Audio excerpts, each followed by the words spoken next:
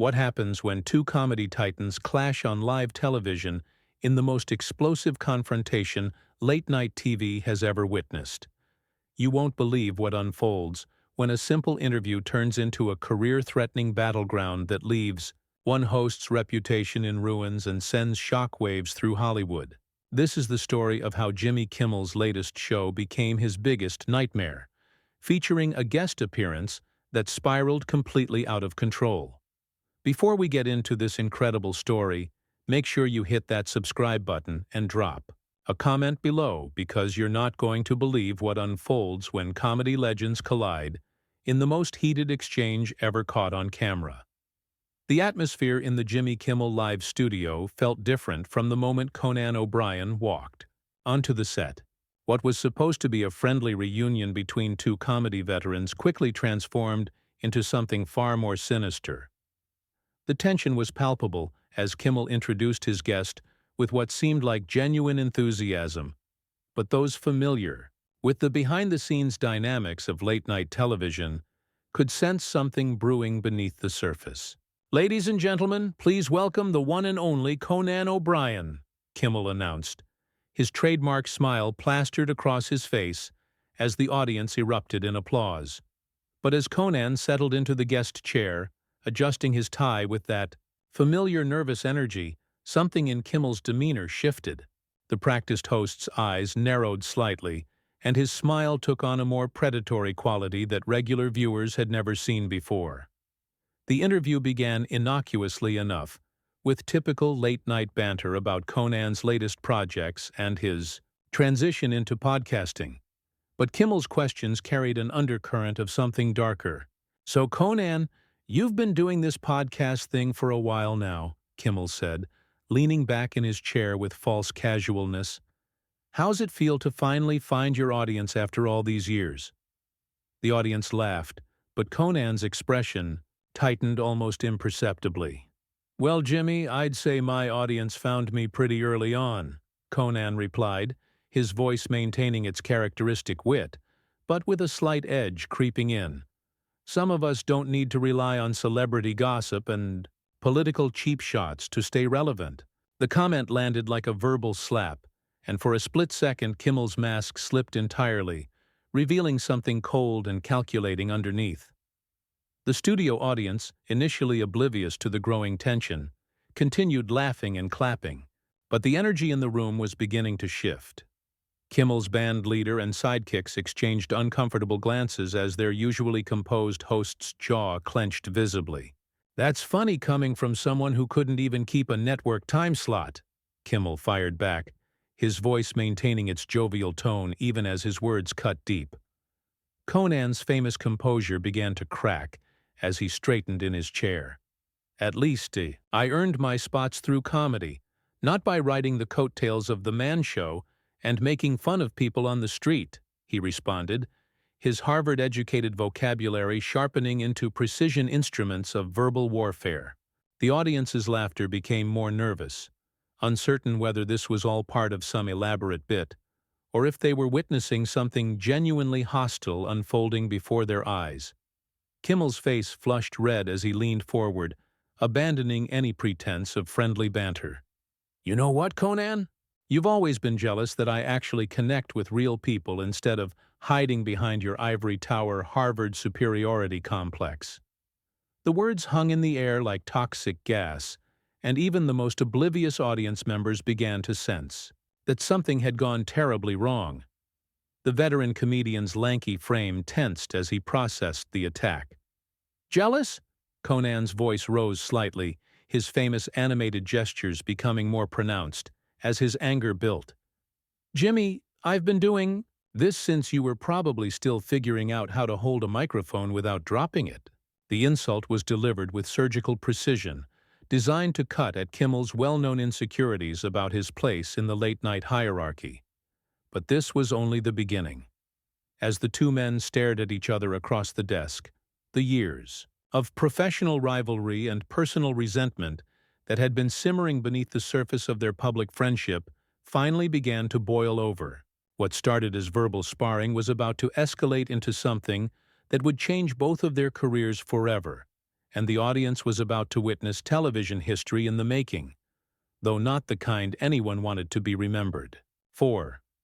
The camera operators, sensing the gravity of the situation, began to zoom in closer, capturing every micro-expression and gesture as two of comedy's biggest names prepared for what would become the most talked-about confrontation in late-night television history. Neither man was backing down, and the point of no return was rapidly approaching. The studio's carefully controlled atmosphere began to unravel completely as Kimmel's production team scrambled behind the scenes. What had started as professional rivalry was morphing into something far more personal and destructive. The host's usual smooth delivery gave way to something raw and unfiltered as he leaned across his desk, his knuckles white as he gripped the edge. "You want to talk about earning spots, Conan?" Kimmel's voice had dropped to a dangerous whisper that the sensitive studio microphones picked up perfectly. "Let's talk about how you got handed everything on a silver platter, while the rest of us had to claw our way up from nothing." His eyes blazed with years of accumulated resentment, the kind that festers in the competitive world of late-night television, where every rating point matters and careers can be destroyed overnight. Conan's response was immediate and devastating. "Handed everything?" His voice cracked with indignation as he shot up from his chair, towering over Kimmel's desk. "I wrote for Saturday Night Live and The Simpsons before you even knew what comedy was. I didn't need to make a career out of mocking people who can't defend themselves or turning my show into a political propaganda machine." The audience had gone completely silent now, the uncomfortable energy in the room thick enough to cut with a knife. Several people in the front rows were visibly cringing, unsure whether to continue watching or look away from what was clearly becoming a career-ending meltdown for someone. The band had stopped playing entirely, their instruments forgotten as they watched their boss engage in what could only be described as professional suicide. Kimmel stood up as well, his shorter stature making the confrontation even more visually striking as he jabbed his finger toward Conan. "Propaganda machine?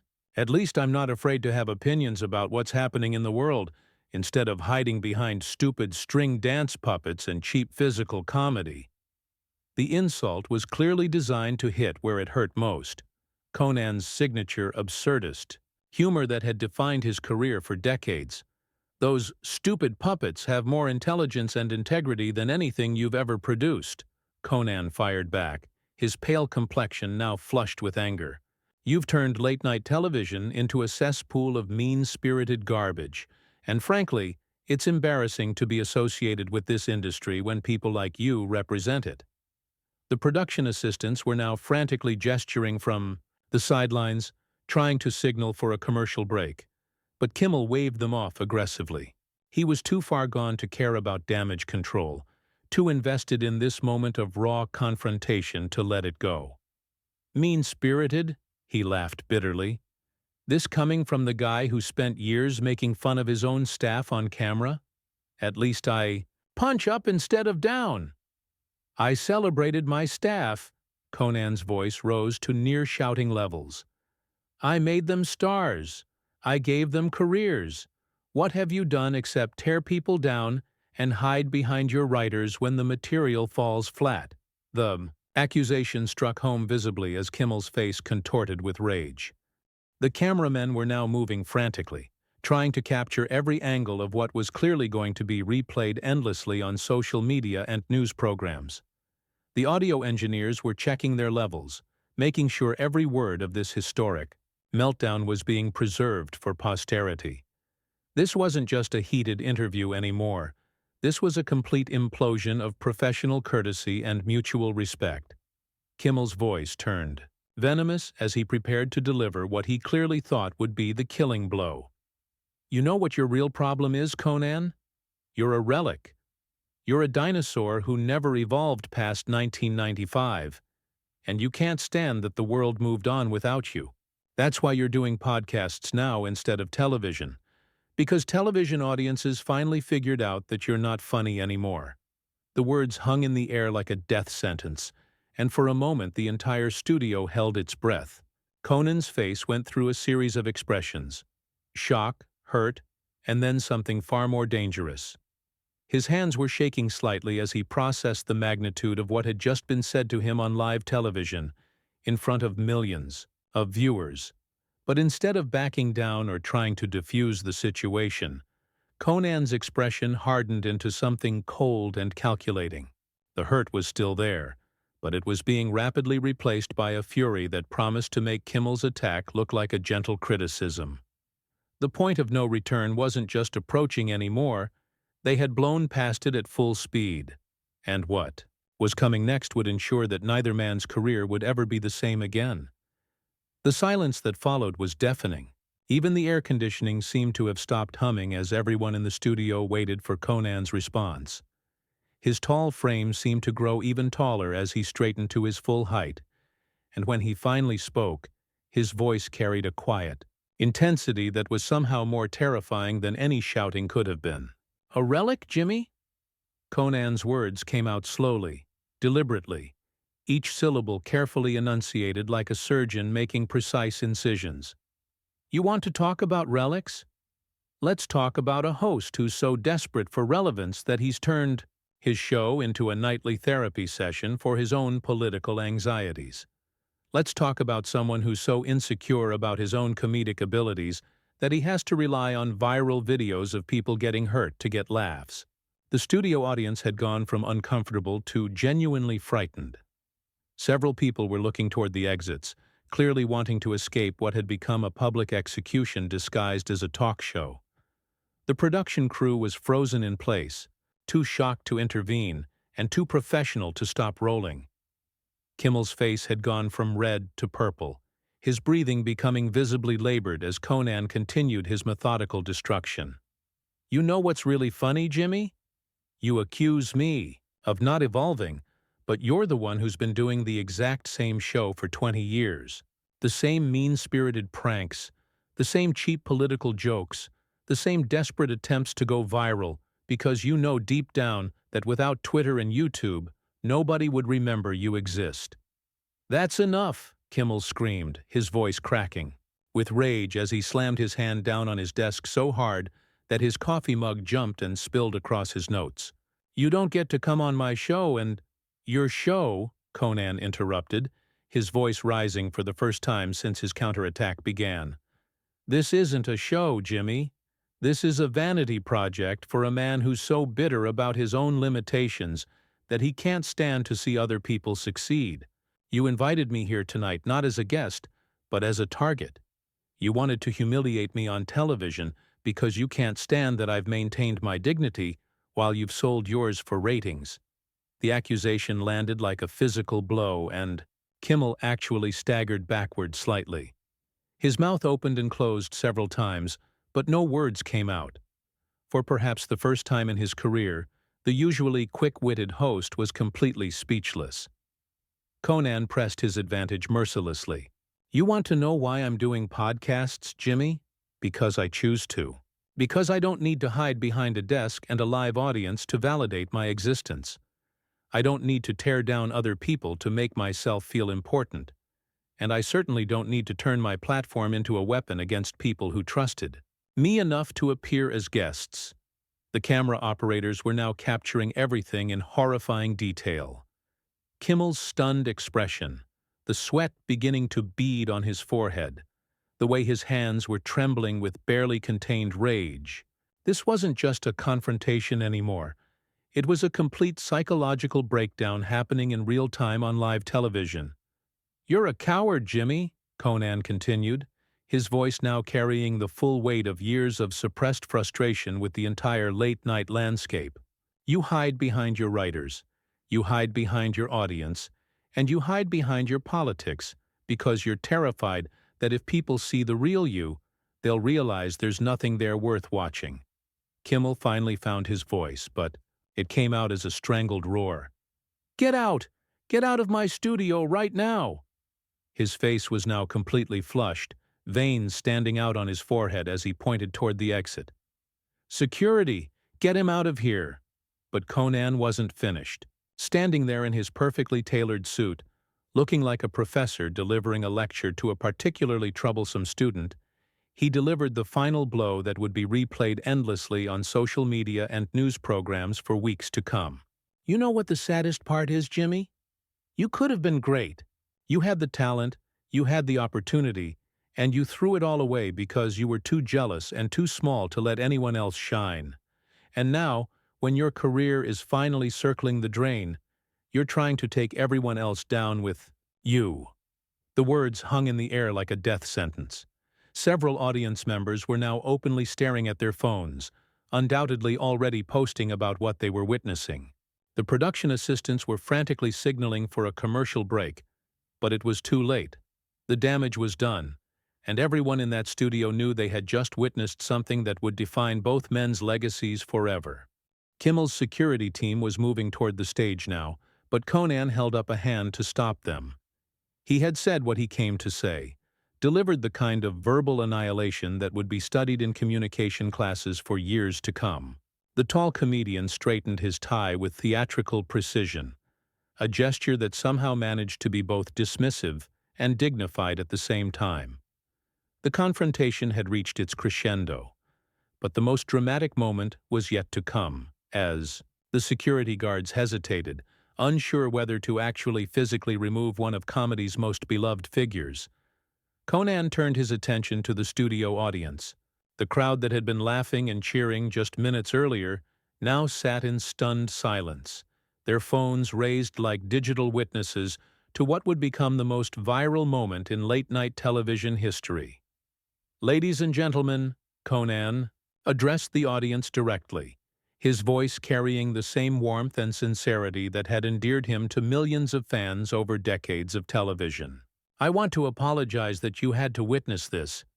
You came here expecting entertainment, and instead you got a front-row seat to what happens when someone mistakes cruelty for comedy." The gesture was masterful. By apologizing to the audience, Conan was simultaneously taking the high road while making Kimmel look even more petty and unprofessional by comparison. Several audience members nodded in acknowledgement, and a few even began to applaud softly, clearly siding with the visiting comedian over their host. Kimmel, realizing he was losing control not just of the situation, but of his own audience, made one final desperate attempt to regain the upper hand. "Don't you dare try to turn my audience against me!" he shouted, his voice cracking with desperation. "These people know who I am. They know what I stand for." Conan turned back to face him, and for the first time since the confrontation began, he smiled. Not the manic grin he was famous for, but something sadder and more knowing. "They do know who you are, Jimmy. That's exactly the problem." The simple statement carried more weight than any elaborate insult could have. It was delivered with such quiet certainty that even Kimmel seemed to deflate slightly, as if finally understanding the magnitude of what he had unleashed upon himself. Without another word, Conan began walking toward the stage exit, his long strides carrying him past the frozen security guards and stunned production crew. But as he reached the edge of the stage, he paused and turned back one final time, delivering the coup de grace that would be quoted and memed for years to come. "Jimmy, I hope someday you find whatever it is you're looking for. But I don't think you're going to find it by tearing other people down." His voice carried genuine pity now, which somehow made the statement even more devastating than any angry retort could have been.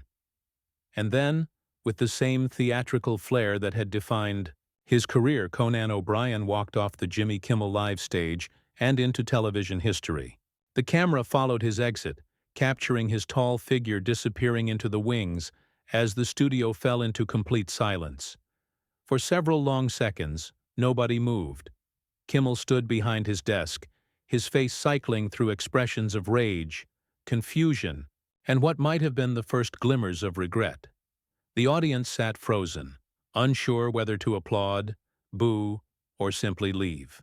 The production crew remained paralyzed, their headsets crackling with confused chatter from the control room. Finally, a single voice from the audience broke the silence. Someone began to clap, slowly, hesitantly at first, but then with growing confidence. Others joined in, and within moments, the entire studio audience was giving Conan O'Brien a standing ovation for an exit he couldn't even see.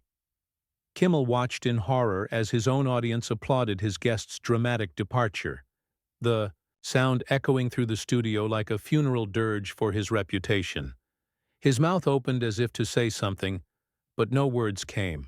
For perhaps the first time in his television career, Jimmy Kimmel had absolutely nothing to say. The applause continued for what felt like an eternity, a thunderous rebuke that said everything about how completely the host had misread both his guest and his audience.